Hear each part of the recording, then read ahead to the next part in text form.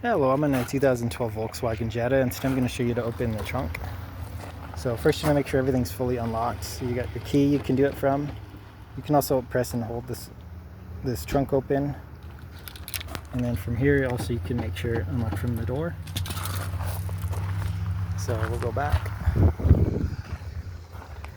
And then right around the middle here, it's an electronic release, like a little handle. You can see that's what it looks like there. And that's what the little latch looks like. So make sure there's nothing stuck in there. Same with this. This is where it slides into. Make sure there's nothing caught in place.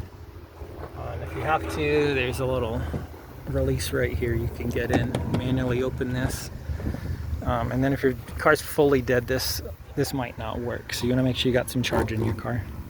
I hope this was helpful, and hope you have a wonderful rest of your day.